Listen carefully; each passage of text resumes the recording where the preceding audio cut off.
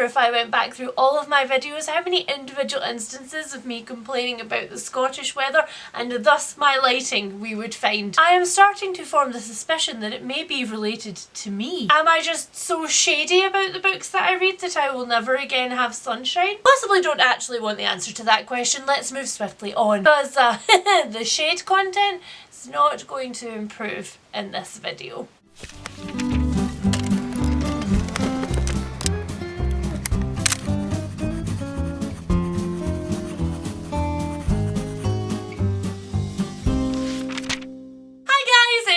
And welcome back to another video. It is once again time for Tops and Bottoms, the video in which I wrap up my previous reading month by telling you only about the books that I loved the very most and about the books that I aggressively did not love. The ones that have left my library for fairer shores, possibly attached to some concrete blocks. And it just so happens that this time around my tops and bottoms are very nicely proportioned. I don't know if I can say that on the internet. Let's just go with it. Along with my perfectly proportioned tops and bottoms this time, I also have an ample middle, which seems to be happening increasingly regularly recently. And I don't know what that says about my reading as a trend. Does it mean that I am still picking books quite well because they are almost tops? Like I have enough to say about them that they end up on this list? Or does it mean that I need to be more discerning because the fact that they're in the middle also means that there are significant things wrong with them? Who knows? But join me in crossing our fingers together and hoping against hope that the reading spreadsheet that I set up at the end of last year, which I am faithfully filling in, which is very difficult with an ADHD brain, let me tell you, yields some kind of definitive results. At the end of 2023, we can once and for all say Leanne is very good at picking books for herself or needs improvement. So in the meantime, let us talk about the ample bounty of books from February. First off, I'm going to start us off at the tippy top of the ladder with a book that is a very fond favourite for me. And when I say fond favourite, I do mean, of course, that this book is actually a reread. I have always been a very voracious rereader. In fact, my library is split primarily into books that I have not read that I am excited to get to and books that I have absolutely loved and will come back to. And over the last couple of years, I have been trying my very best to work more rereads into my schedules and not just continue to focus on new releases. And that is why Around the Disc in 800 Days is one of my favourite projects that I've ever taken part in. In case you're new to my channel and you missed the announcement, Around the Disc in 800 Days is a Terry Pratchett Discworld complete read-along. Myself and my lovely co-host Kirsty, who you can find here at Melbs Reads on Bookstagram, are taking you through the entirety of the Discworld series, through all 40 plus books, and there will be some spin-off books at the end, but let's get through the initial 800-day period together first, shall we? But doing Around the Disc in 800 Days for me means rereading a lot of books that I have absolutely adored for years, books that I have come back to time and time again,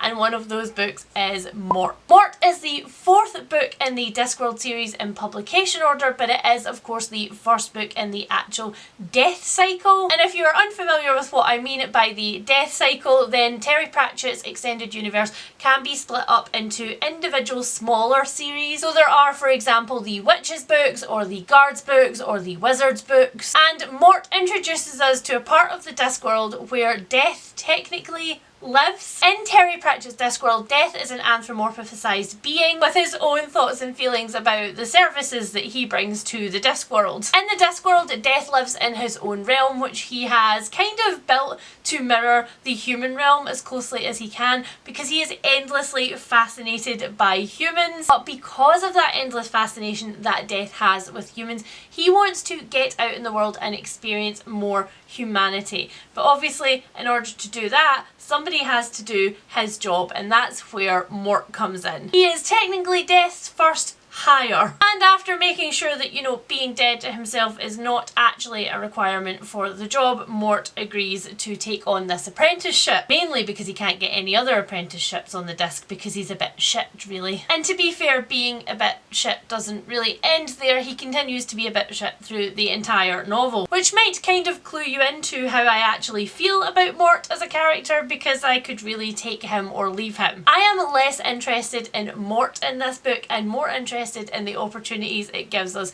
to see death as Terry Pratchett envisioned him. In those earlier books, of which I am not a massive fan, we do actually meet Death a couple of times, but he's not really himself as far as I'm concerned. Especially in The Colour of Magic, Death kind of really overly enjoys his job, and he's a little bit vindictive and sarcastic on the side of not being fun and actually being, I would argue, kind of bloodthirsty, but that is not the Death that we find in Mort. The Death that we find in Mort is actually quite a gentle soul. He accepts his job pretty much as an inevitability, but he would really much prefer humans to stay alive for longer because he finds them really weird. He thinks the things that we celebrate and the things that we do are fascinating and kind of clueless. He just kind of spends most of his time wanting to poke us like little science experiments. And that is the utter charm of this book, if you ask me. Taking the idea of this omnipotent being who has been around as long as anything else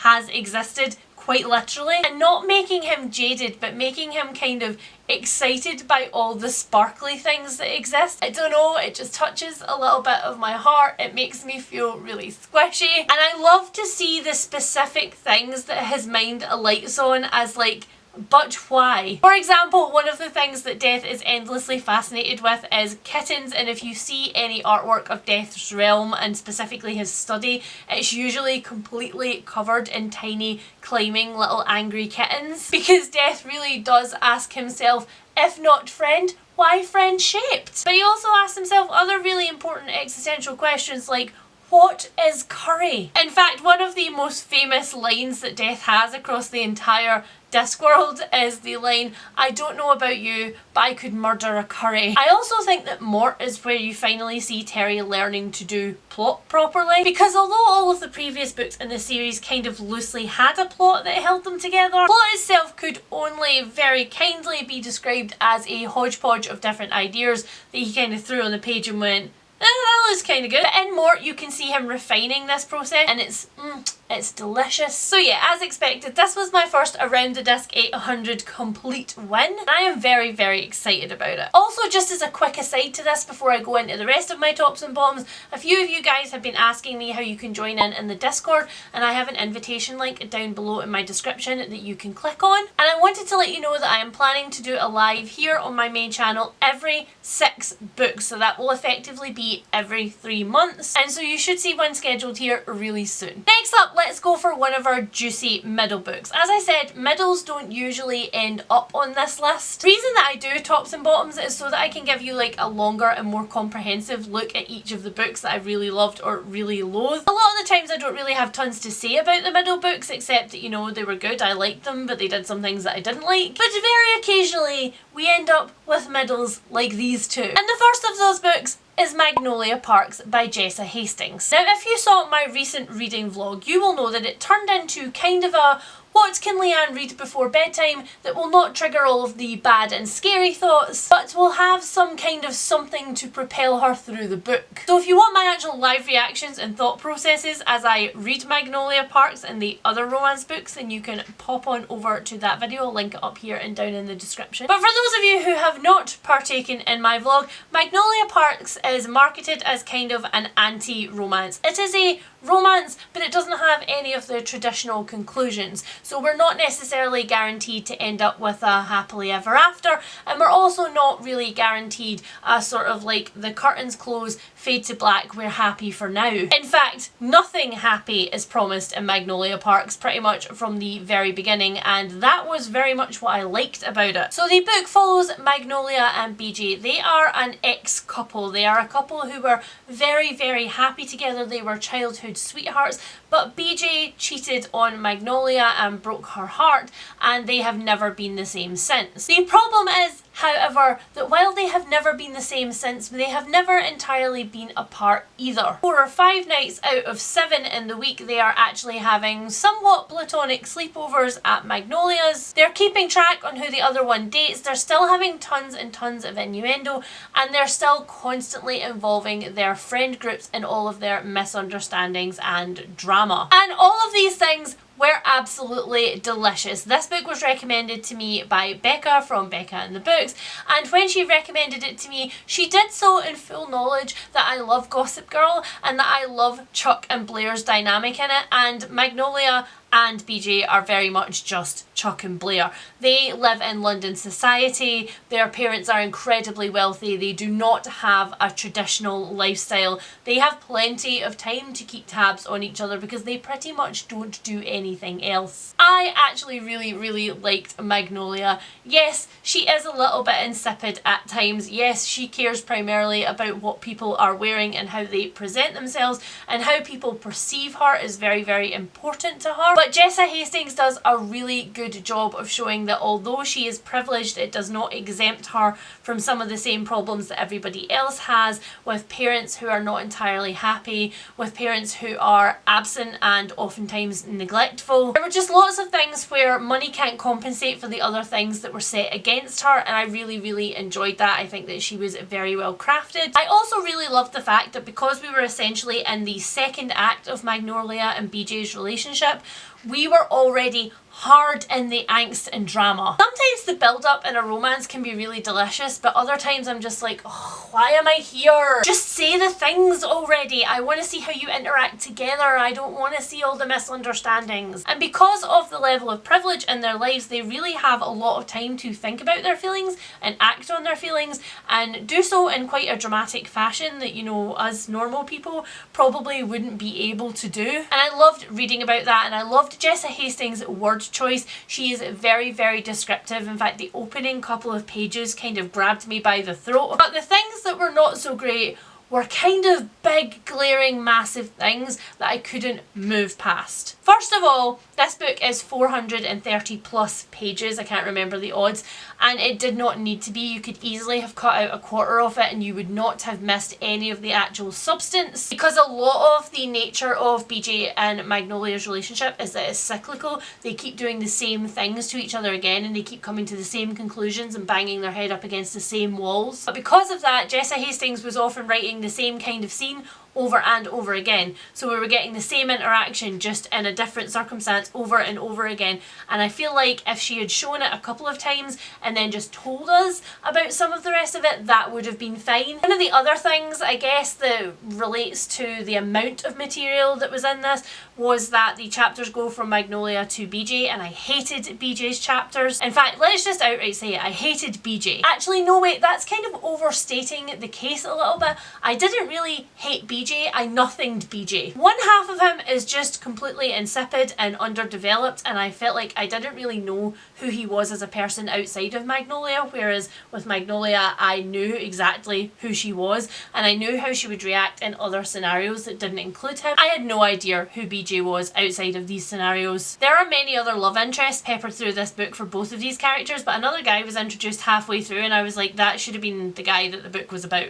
The whole book should have been about that guy. The guy that's introduced, although he is not perfect, he is in fact perfect for Magnolia, and he is pretty well written. Like, all of his faults and flaws are completely there, but most of them are totally redeemable and they can be worked on, whereas with BJ I felt like he was just his faults. That was his whole personality. His whole personality was the things he kept doing over and over again, which were essentially manipulating Magnolia into being with him and into running to his aid, because every time something went wrong he would abuse a substance and be in a terrible state because of it, and also then not getting his own way or being disappointed in some way and finding some new girl to sleep with. I will go so far as to say that if BJ hadn't been the love interest in this book, if BJ hadn't existed in this book, then the book would have been like 80% better for me and it would have definitely ended up on my tops. Oh, and just one additional niggle, just one tiny extra niggle. If I had to read the phrase "he pushed his hand through" or "drew his hand through" his hair one more time, I was gonna launch my Kindle out the window. Any guy, literally any guy who is that well groomed does not have hair that you can push your hand through. And now I'm really conflicted because this is the first in a 4-book universe. The second book follows a different couple who I would be really interested to find out about, but BJ and Magnolia are going to be in that story and I'm going to have to put up with more of him. And then book 3 in this series is a return to will they won't they with these two, and I really think that they shouldn't. So I don't honestly know if I'm going to pick up any more books in this series, but I guess we shall see. Watch this space. And now for a definitive bottom, as if that wasn't enough bitching. This one is not just a bottom, it is also a DNF. In fact, both of the books that are on my bottoms for this video were DNFs. And this one is Shadow of the Night, which is book 2 in the Discovery of Witches series by Deborah Harkness. I read the first book, Discovery of Witches, a couple of years ago, and since then the trilogy has sat downstairs on my horror bookcases just looking at me like, are you gonna do it? Are you gonna pick us up anytime soon? Are we just ornamental? But this is a massive trilogy. Each of these books is like 500 plus pages of effectively urban fantasy romance, and I have to really be in the right mindset for that. So this series is about Diana Bishop. She is a witch and she has 100% walked away from her powers, her coven, and anything at all to do with that life. Her parents died in a horrific way when she was a child related to their practice, and as a result she is just out. Fast forward to today, Diana is working in the Bodleian Library on her research and she requests a manuscript from the archives, but the book that arrives in front of her is not the book that she requested. It is instead a book of magic, and when she opens it and reads from it, catastrophic things start to happen. And one of the people that turns up is Matthew Claremont, who is a vampire and also a geneticist, and he is interested in Diana not for Diana but because of the powers that Diana obviously possesses. Matthew decides that he is going to try and keep her safe, and then, you know, stuff happens and feelings are caught. I really loved the first book in this series for a lot of reasons. The atmosphere was amazing. It was very kind of dark. It was gothic-y. It felt almost dark academia-ish because so much of it is centred on knowledge and who holds it. It of course takes place in Oxford, which is naturally the perfect place for a dark academia setting, and it's very clear that Deborah Harkness loves Oxford. And all of that really came across in the writing, and I really enjoyed the byplay between Matthew and Diana, because Diana's not really your typical kind of urban fantasy protagonist. She's not like kick-ass in any way. She's quite terrified of everything that's going on, and she's also not really like a touchy-feely person. She's quite standoffish and she's quite reserved, and I liked reading about that as like a different way of drawing a character. But everything that I loved about book 1 is undone in book 2. There's a massive cliffhanger at the end of book 1, which is essentially resolved by turning book 2 into a time slip romance, kind of like Outlander. Instead of Jacobean Scotland, however, we end up in Elizabethan London, and I just honestly couldn't have cared less. I hated the setting. I hated the exposition that the setting meant that the author had to do. She had to tell you so much about the place and the time in order to root you there and in order to make the plot make sense, and I was just like, why? I felt a little bit like I'd been catfished, like I was expecting a second book with a particular kind of theme, and then I ended up with something that was nothing like that whatsoever. Add to that the fact that this book is 600 pages long, and it is so boring. Just nothing happened, except of course that a bunch of misunderstandings were created between Matthew and Diana, which were clearly going to be the crux of this book, which we had to read about for the next 600 pages. So many misunderstandings which would have been solved by just sitting down and having a conversation at some point, but no, of course not. There is also a smutty scene in this book which included a sentence that I will never ever be able to get out of my brain. It was so gross, and you know, I'm not a kink shamer over here. You do you enjoy whatever you like, but when it involves pregnancy in that particular way, no. I'm out. I'm so far out that in fact I'm running for the hills in the other direction, and all of the books, including book 1, are now on my unhaul pile behind me. Goodbye. Alright, do you know what? See, while we're down here at the bottom of the tree, let's just also talk about the other book that I hated and DNF'd this month, because it kind of had a lot of the exact same problems as Shadows of the Night. And that book is The Manningtree Witches by A.K. Blakemore, which is yet another super annoying attempt to add another unique voice to the witch trials of 1600s in England. There really is no other way to sugarcoat it. This book is completely unnecessary. It does absolutely nothing new or innovative or interesting. Like, there's only so many ways that you can hear about the construction of drainage systems and how livestock was managed before you're just like, I came here for the fiction. And Manningtree Witches absolutely ticks all of the boxes in that category. If you want endless descriptions of how life was back then with no actual relation to the plot other than, by the way, things are really, really bleak and dark and kind of diseasey, then this is definitely the book for you. You will enjoy it. If, however, you're looking for some kind of meaty character action wherein the women in the cast actually get to do something outside of historical convention or add to the idea of why women are persecuted, then this is not the book for you. Everything in this book was so surface level for me that it actually read more as a, here is a pitch for a book and here is what I intend to include in it, rather than an actual book itself. And like many books about the witch trials, I am once again just sitting here kind of asking myself, why? Why did this need to exist? What is this supposed to be adding? Honestly, it's filled with such thrilling passages as Mistress Briggs herself heads upstairs to lay out her best church gown of black stuff and collar of powdered lace for tomorrow's service. She instructs Helen, the housemaid, to air her coat. Then she warms a cup of milk with which to see young Thomas off wholesome to bed. Then she does more stuff, and other stuff, and some other stuff, none of which I actually cared about in the slightest. Oh my god, did that actually land in the bin?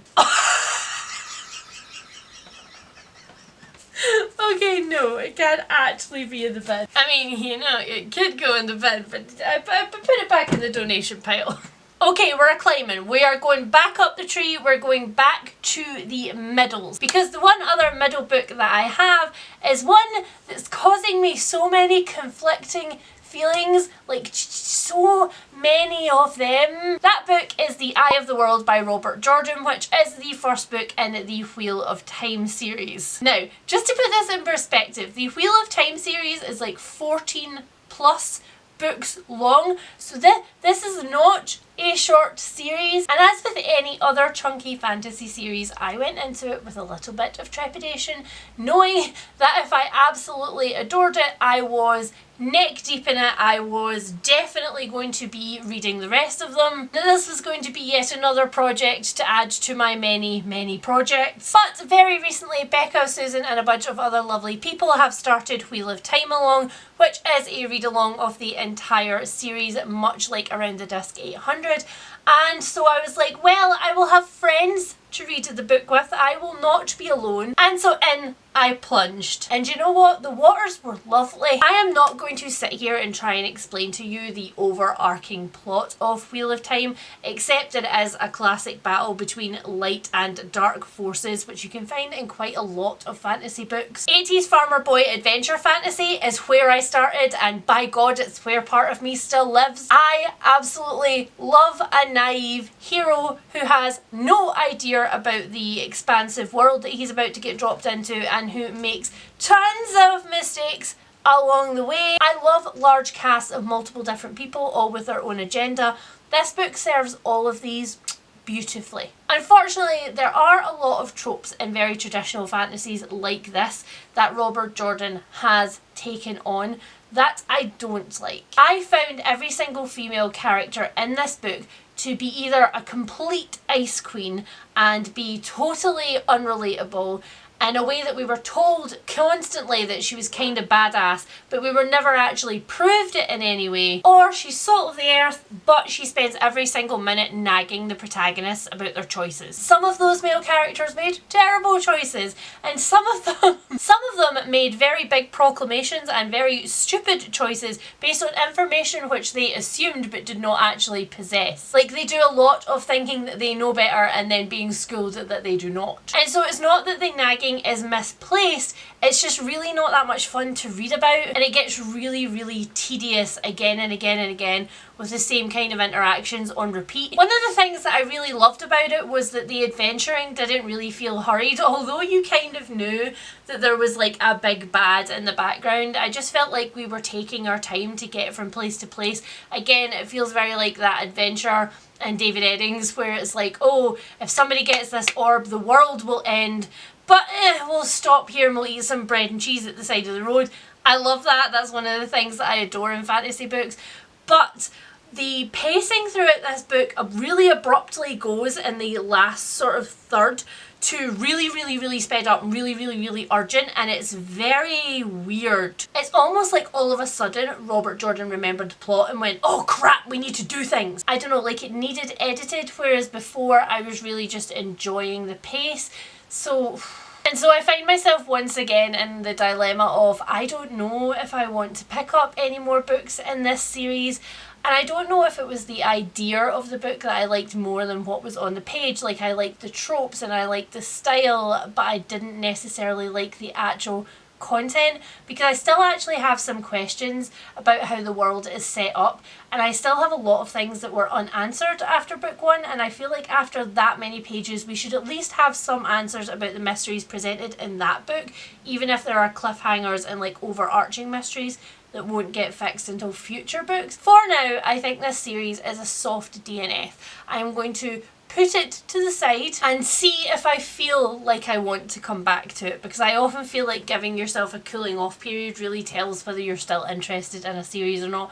If you constantly think about it and are constantly like, yeah, I should pick that up, then you probably should. And so finally, we find ourselves right back up at the very top of the tree with the last book for this video and my last top for the month, and that book is The Things We Do to Our Friends by Heather Darwent. Again, this is another one that I included in that vlog that I had a lot of thoughts about while I was actually reading that, so you can check it out if you want my play-by-play. But essentially this is a quasi-dark academia, and I say quasi-dark academia because it is centred in Edinburgh. It does feel very gothic, and it does have initially a university setting, but university is very much just a convenient way for all of these characters to meet. They don't actually spend a lot of time talking about their learning or in the university setting itself. So quasi in that it gives you all of the feels, but it is not the actual product. And it is about a girl called Claire. Claire has run away from her past. She has come to Edinburgh University with the idea of reinventing herself, and she doesn't give the reader very much information about where she has come from, which I really enjoy, because it makes the fact that Claire is a massively unreliable narrator suspicious right from the start.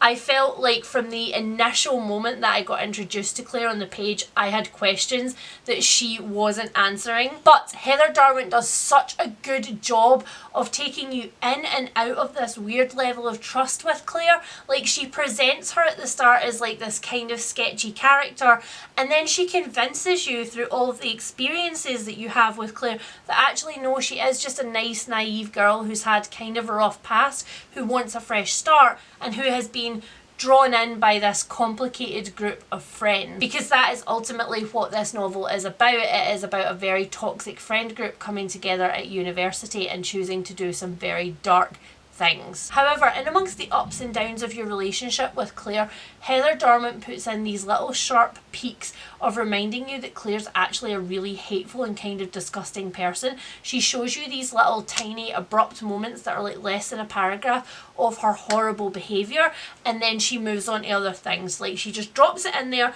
like a little bomb, and then she walks away, and while the dust has settled, you're already back into the plot, so you've already forgotten about the horrible things that she did. And that means that every reveal that happens makes you go like, oh my god. I just felt like I was on such a roller coaster in this book. And the thing is, I really liked Claire. I really enjoyed Claire's character. Like, nobody in this book is meant to be somebody that you fall in love with. You're kind of meant to hate everybody. All of them are kind of despicable people, but I actually really enjoyed Claire. And so the things that she does later on are just, it makes it so much worse, because you can see her capacity for being a good person, and you can see her choosing to turn it off when she wants to. It was just, that was very cool. I loved it a lot. Another thing that I loved about this book that I didn't really talk much about in the vlog is that it does feel very authentically Edinburgh for me. Heather Darwent does a really good job of showing you both the beautiful gothic parts of Edinburgh, the architecture,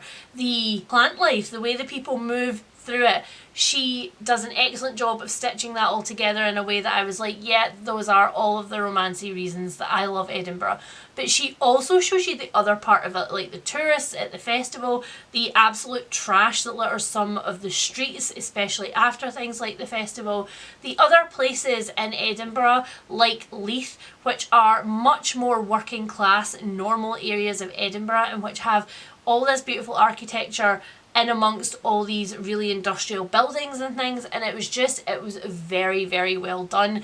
It was kind of a book that I could see myself in, and that I could see myself walking through these streets while these events were going on, and so it never broke perspective that way. I always believed in everything that was happening, and that was very cool. And for the most part, I absolutely loved this Twisted Friend group.